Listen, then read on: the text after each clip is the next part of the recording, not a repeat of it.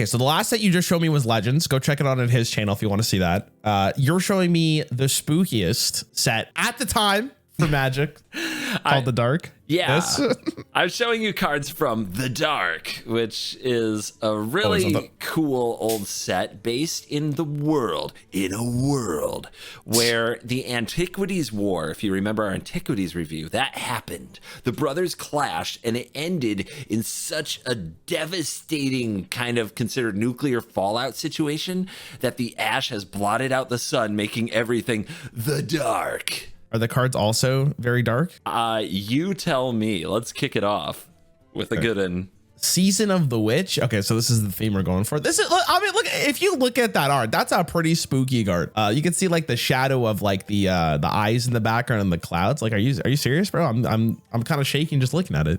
3 black. At the end of each player's turn, all of his or her untapped creatures that could have attacked but did not are destroyed. If you do not pay 2 life during your upkeep, Season of the Witch is destroyed. Effects that prevent or redirect damage may not be used to counter this loss of life. And I guess I wonder if the flavor of this card is like cards that don't attack are witches. I think it's more along the lines of like everybody goes a little crazy under a full moon or under this certain time, right? So we all get like hyper aggro and have to go do something that we would later regret and wouldn't do normally because we're under the influence of the Season of the Witch. That's the way I see it. Holy shit. Is this card good? So it's interesting. So we gotta first lay down the rules of the attacking in Magic, right? Because in Hearthstone, for people who play Hearthstone, it's just you can attack anything you want unless a minion has taunt. In Magic, you attack face and then your opponent decides whether or not they want to block it and what minion they want to block with. So there is that little mind game that makes the Magic like attacking and defense engagement a lot more nuanced than what Hearthstone can offer. So sometimes you don't want to attack because you're just going to get a bad trade. But if you don't attack, like they're just going to get destroyed anyways. So this really sets your opponent to probably make some attacks they don't want to do. And I think that's actually pretty good. The thing is, like, you have to pay 2 life for this, but I'm imagining that paying 2 life isn't that bad for this kind of effect to make your opponent play unoptimally. So I think Season of the Witch is a good card. Yeah, it's all play. Yeah, it's all play.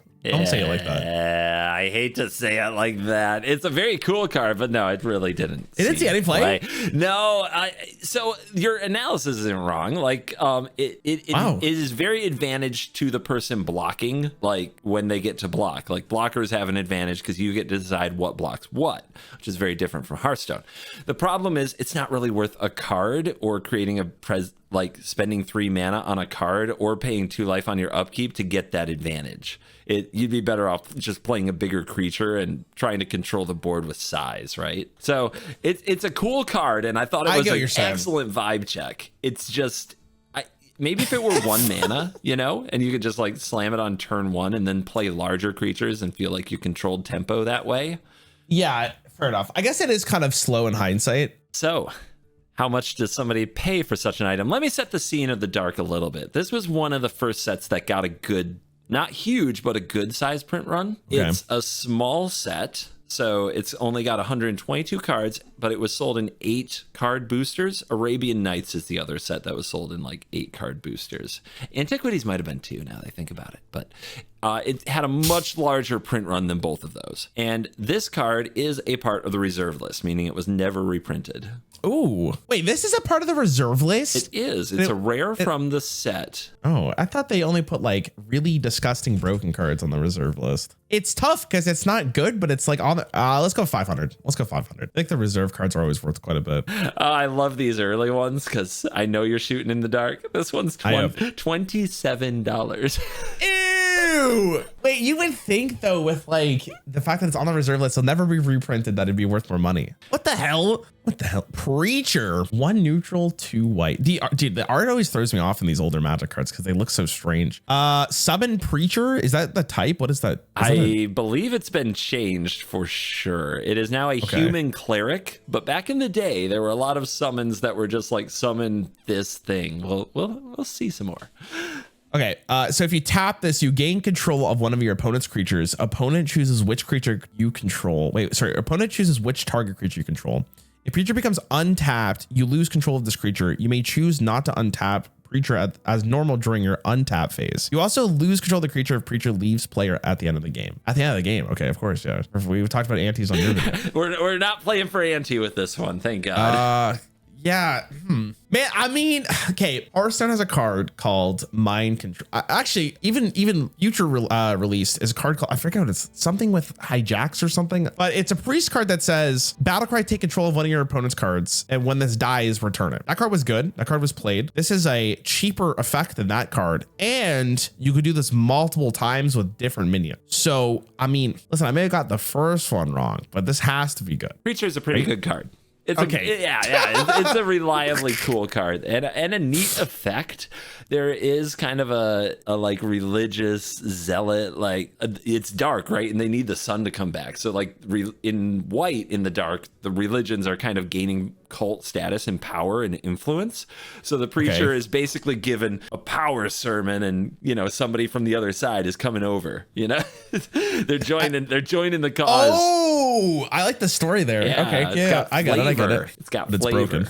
And it is very good card. It was very strong. It does get killed very easily, but the idea that you have to have a bad creature for the preacher to take to keep your good creature, just there weren't that many good curve out creatures at the time. So a lot of times the preacher was taking very good cards, and it was a real pain in the butt. What would you pay for a little preacher? This is on the reserve list. It is legal in Commander. Those are maybe some interesting facts. Maybe. Probably. Okay. If the last one was $20 and this card's playable, I don't know if in current day it is. Let's go for. Okay, I'll go for 500 on this one. I think that's a good baseline. Good baseline. 500. Yeah. A preacher will cost you $38. You're getting an idea of the amount of the print run here for the dark. The size of print runs will definitely play into this. Okay. And the size of print run is dramatically increasing as we get further on the MTG timeline. Okay, fair enough. But I still think this is old enough cards for them to be more expensive because these are still 1994, right? It is. I guess so. Okay, I'll have to really start undershooting. And you're gonna say this now, and then like the next card's gonna be worth like $3,000. Blood Moon, 2 neutral, 1 red. Enchantment, all non-basic lands are now basic mountains. Okay, you're gonna have to explain a little bit more because I think mountains is related to a color, right? Yes, I would love to. Mountains are the basic type for the color red. So a mountain is a land that taps for red mana. That is as straightforward as it gets. Okay, so in that case, I think this is bad. I feel like that's a very niche effect that doesn't come up too often. If like, I guess maybe this could benefit yourself if you're running like non-basic lands, but I mean, in some circumstances, I guess you could really troll your opponent and stop them from playing the game. Oh my God, I see that it's tough because you can kind of like mana choke them, which could be really strong depending on what you're going against. I'm gonna go with it's probably not great, but again, like I feel like if the metagame was like you're gonna run a lot of non-basic lands, you could definitely like put this in your deck and just probably win a game from it. Blood Moon is a very much beloved piece of both disruption and kind of prison effect that can shut down certain decks in the game. It was very played then. It is very played today. It's been reprinted a few times. It's on Arena, and it is a highly played card. Some of the context that's really, I think, difficult. Ability to play multicolor decks, you know, 2, 3, 4 color, sometimes even 5 color decks, relies on non-basic lands. So often creating the best deck for the meta with the right cards from the different colors mixing together means that you play a lot of lands that immediately just tap for red and nothing else under a Blood Moon, which makes your deck completely unfunctional. There are a number of decks across various formats that don't function under a Blood Moon, which is why the card still sees play across a ton of formats today. Yeah, okay, so then, you know, that's a really well-designed card. You know, you like those cards to be in the game, right? Actually, like yeah. I agree. If the other ones are like less than $40, let's go with 50. I'll go with 50. 50? Okay. 50. It currently sells for $77.77. No, it's fine. That's actually not too bad. Not too bad. Leviathan. Oh my God. 5 neutral, 4 blue. Trample, which is extra damage goes to the opponent's face. Leviathan comes in play tapped. It does not untap as normal during your untap phase. Sacrifice 2 islands during your upkeep phase to untap Leviathan. Leviathan may not attack unless you sacrifice 2 islands during your attack. Wait, so you have to wait. So this is a 10/10. That's a big boy. I mean, it's 9 mana for a 10/10. But so just so I'm clear, to untap this, you sacrifice 2 islands. Sorry. Yeah. But then in order for you to attack with this, you also have to sacrifice 2 more lands or islands. Or is it? Why is this printed? Because because it was the biggest creature in Magic at the time. They never had a 10/10. But did they really say to themselves, hey guys, you're gonna have to spend 9 mana for this, and then you're also gonna have to sacrifice 4 more mana for that? You gotta make sure it's not broken. The abyss, like not everybody has an abyss, okay? We can't just kill it. Do you think they play tested any of this? I don't know. I don't know. Do you think they were like making this and they're like, oh, this is for sure gonna be broken. We're gonna have to make this card a little bit worse. Like we know today, right? They could have printed this as a 9 mana 10/10 with trample, no drawback, and it still wouldn't be good, right? Right. But for sure. But back then they're like, I don't know, they're so scared.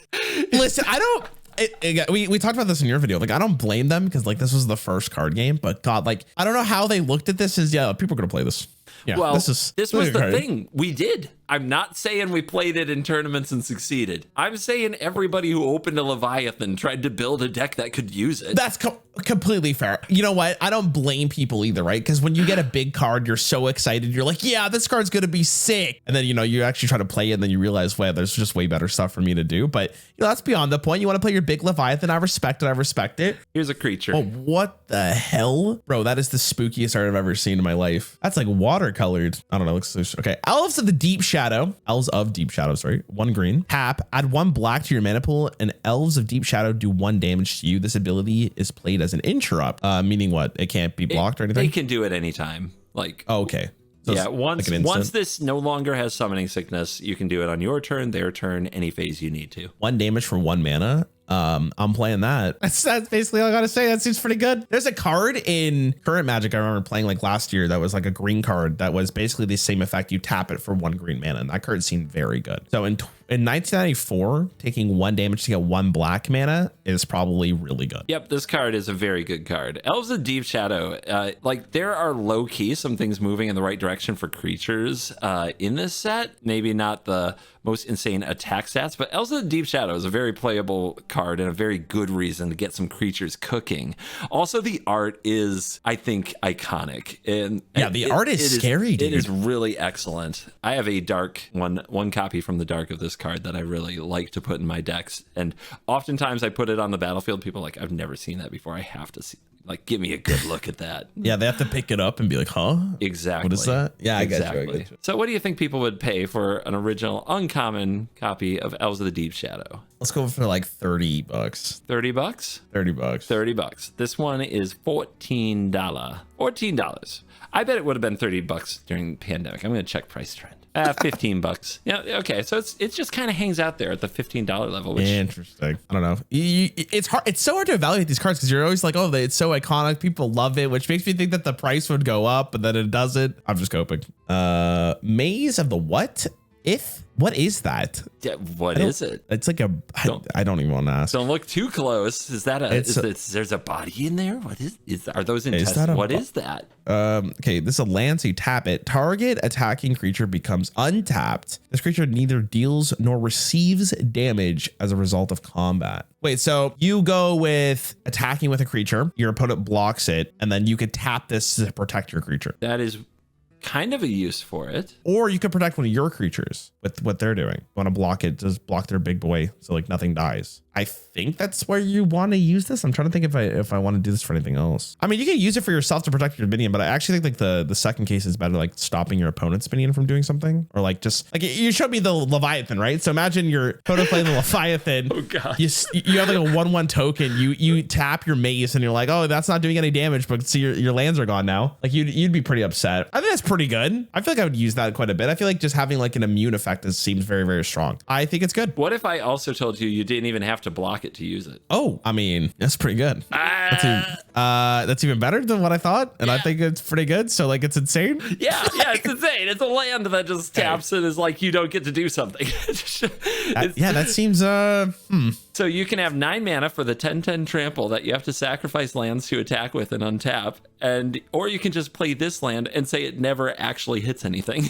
That seems nuts. I would play that Hearthstone every single day. Every class would have that. It's a wonderful. Oh, it's a sneaky little card. I love Maze of Ith. Oh, it's a nasty one. It's particularly fun in Commander, where you play this as one of your lands and you just have it sitting there. And so every player who's thinking about attacking you is like, I'm not going to bother because they have Maze of Ith. They'll just Maze of Ith it, right? But then every player does that because nobody's willing to bite the bullet and have an attack that did nothing. Any want to guess on a Maze of Ith? By the way, this is not on the reserve list. It's an uncommon. Not on the reserve list, and it's uncommon. $5. $26.50. $26.50. Huh? I think it's the art. I think that people like gross art. Frankensteins Monster. Okay, X neutral mana and 2 black. When Frankensteins Monster is brought into play, if you do not take X creatures from your graveyard and remove them from the game, Frankensteins Monster is countered. For each creature removed from your graveyard in this way, you may choose to give Frankensteins Monster a permanent of +2, +0, +1/+1, or +0/+2. So for each minion you sacrifice, it's a bigger minion from your graveyard. That's, I mean, for minions that you've shown me, that's not actually that bad. It's a 0/1 just to begin with though. So like how many minions you have to sacrifice for it to be good? So this is like 2 black mana plus like X from the amount of minions you want to remove. That's potentially okay. But the problem is like you need minions in play first that die, or you sacrifice them or they get straight to the graveyard. And that could be okay. Man, I want this card to be good because imagine dying to Frankenstein's Monster. You're right. That's awesome. Indeed. Also really cool art. Oh my God. I don't know. Yeah, let me think about this in Hearthstone for a second. It's a big beat ball. You just show me like the maze card from last. It's probably bad. It's probably bad. I don't think it's good enough. If it had trample, I would like maybe be like, okay, maybe this is sick, but I don't know. It's got, you got to play it. It has summoning sickness. You got to wait a whole turn. And by that point, your opponent probably does something. Yeah, it's probably bad. You could make a nice sized meatball out of this card, but yeah, it's not going to do anything. It is so for the context on the graveyard, it is hard to fill your graveyard even if you play a bunch of creatures. Just counting on the opponent to like always kill them and have a nice full graveyard is pretty unreliable most of the time. I think what kills the card is what you pointed out. There's no like extra ability, right? It doesn't have trample, it doesn't have stats, have flying. Yeah, it's just big dumb monster. Let's go for $20. $10.75 for Frankenstein's unplayable monster. I don't know, man. Magic Finance is amazing. If any of you in the comments have theory on Magic Finance, like let it fly. What is that? Ball Lightning. Okay, 3 red, trample. Ball Lightning may attack. What is this name? Ball Lightning? May attack on the turn during it is summoned. Okay, so this has haste or charge or whatever. Ball Lightning is buried at the end of the turn during which it is summoned. It's a 6/1. All right, I'm not gonna lie to you. This goes hard. But I don't know. The name is questionable, but trample with haste has to be at least decent for back in the day to just get a cheeky amount of damage in. You need like your opponent, and if they don't block it, it's just a free 6 damage, right? No, this is good. This is good. This is like the first minion that I think you've shown me where I'm like, this actually can do something. Yeah, I'm all about it. Ball Lightning, I'm in. God, it shows. I thought this card was so bad. Because why would you play something that just dies on its own without any help? But this card did go on to win Pro Tours and win World Championships. This is one of the creatures that actually helped turn the corner. You know, this much damage for this low of a cost kind of broke through what other players were trying to do and could very much win games. Yeah, Ball Lightning is an absolute banger. An absolute banger. The name is, why? Any theories on why they didn't call it like Ball of Lightning? It's just Ball. I mean, you workshop that. Hey, I've got a card, Ball of Lightning. How about Ball Lightning? That was Ball Lightning's better. Ball Lightning wins. Let me hit you with a $5 price tag. The $5 price tag for an original Ball Lightning. What if I told you $46? I'm gonna stop guessing the price of these cards. So stupid. I don't know, man. The Dark is a really small set. So I've called in some ringers. I've called in a couple ringers here. This first one is well, how do I tell you, before or after? I don't know what you're gonna tell me. I will show you the card and then I'll tell you some interesting things. But first you get to evaluate Mana Crypt. Oh my god. 0 mana. Artifact during your upkeep. Flip a coin. Oh my god. Opponent calls heads or tails while the coin is in the air. If flip ends up in opponent's favorite, Mana Crypt deals 3 damage to you. Tap, add 2 colorless mana to your mana pool. Play this ability as an interrupt. Okay, so you're only flipping the coin on the damage to yourself, and then you could tap this for 2 colorless mana to your mana pool, regardless of the outcome of the coin flip, right? That's right, buddy. I'm playing this every day of the week. Just don't get unlucky, you know. Just get good. It's 2 free mana, and I take no damage because I'm the best player in the world. Like, so it's actually like, unironically though, I do think the card's good. It is a busted card. It's banned in like so many things. Woo! It's restricted in Vintage, but it's legal in Commander, where it sees the most play nowadays, which is just absolutely wild. That on turn, you know, in Commander you have 40 life, like double the normal life total. This card sees play. Yeah, it's absolutely stupid. If you were building Commander optimally, this would be in every deck. As much as I think it's really, really good, I feel like this is not as like egregious as other cards that you showed me. Like, because if someone played this to me in Commander and they're just like trying to get to their like fun, wacky combo earlier, like I wouldn't be against it, right? Yeah. Where like you showed me other cards where it just stops your opponent from playing the game. So if they're going to pull out one of these cards, I'm definitely rooting for Mana Crypt over something else. Well, there's another reason that they might be a little salty. Another reason. We just haven't talked about it yet. So Mana Crypt, I like talking about Mana Crypt because back in the day, only certain players could get a Mana Crypt. You had to read a book, or more specifically, you had to purchase a book. See, Harper Prism, a book company, released 5 Magic the Gathering novels telling various stories from the Magic multiverse. And in the very back of one of those books was you would cut out this little page, this proof of purchase, and you would put it in an envelope with a stamp and you would mail it to the address in the book, and they would send you back a Magic card. And this was it? This was one of the cards. One of? There were a number of them. There were 5 or 6? 5. And Harper Prism Book Promos is the official set title. You can see the set symbol. There's like nothing we've seen so far. And yeah, some little Danny read the book and sent in the proof of purchase and got this card back. Now, there are a number of other cards, but what do you think of Mana Crypt sells for? Okay, so this is a very exclusive card, basically what you're saying. It was. They reprinted the hell out of it to try to change that. So this one has to be worth more than the other cards, right? I'm gonna slip it here and I'm gonna go for 1,000. I bet there have been Mana Crypts sold in history for $1,000. It currently goes for $300. That is a high enough number that people do get salty just about when you play a Mana Crypt in Commander. So it's like, you know, I paid my $300 for my free 2 mana on turn 1. And that's one of the reasons people get really salty about this card. Imagine opening your mail. Ooh, I got my free card. At this point, I've received 4 of these cards. None of them have been particularly good. It's cool, they're collector items, but none of them have been any good. And then you open this. You didn't know what cards you could get. Nope. No idea. You were just like, I'm just going to do this for my free Magic card because I want it. Yeah. That's pretty insane. And you open this freaking card. That's so busted.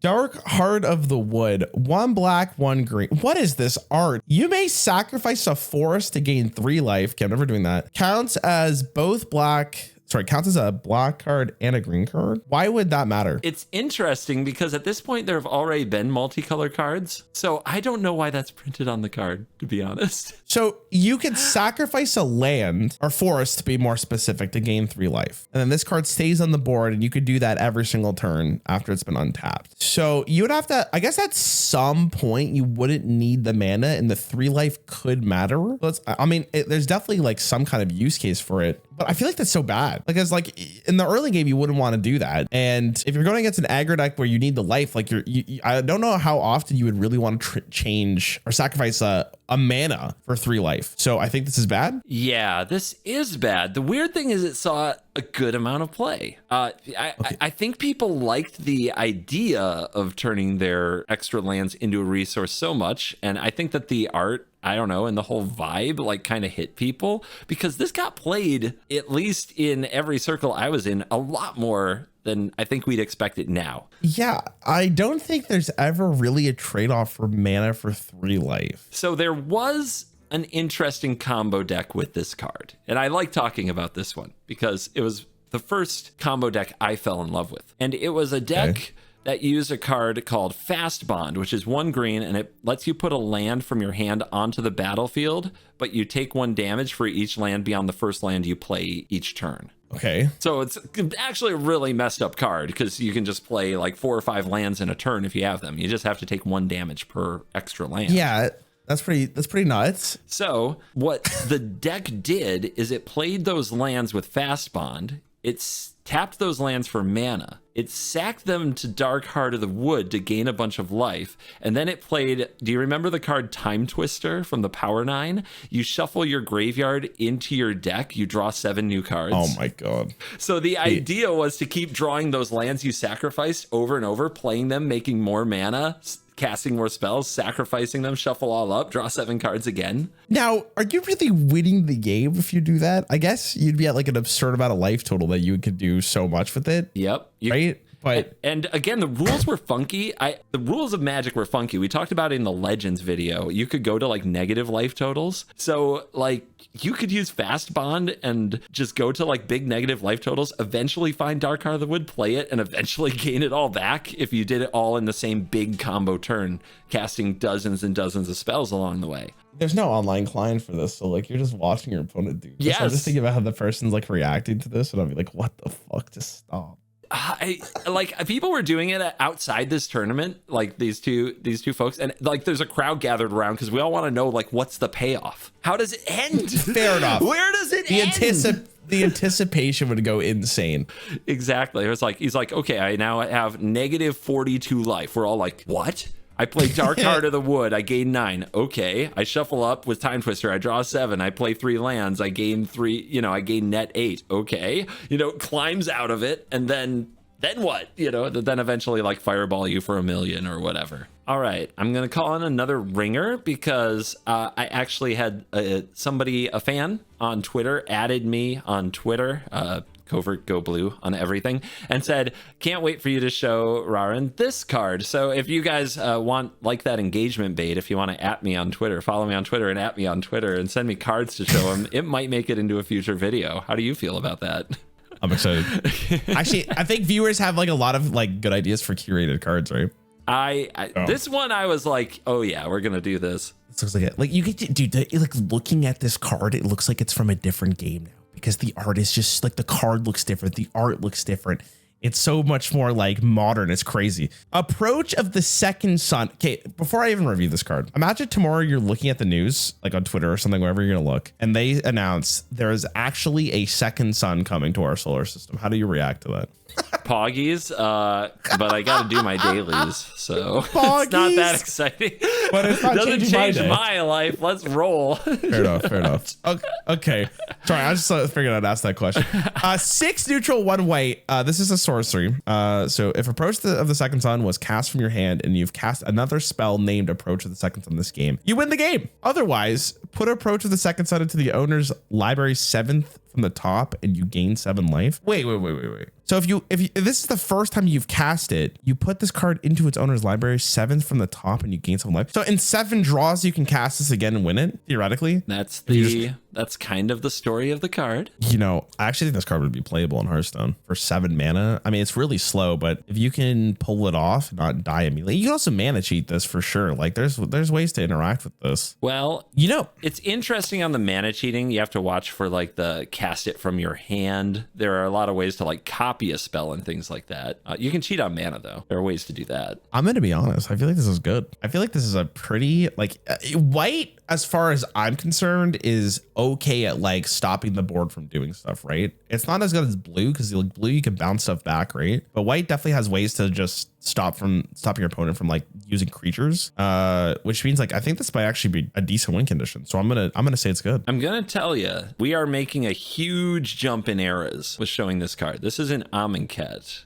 This is like 2017, like right.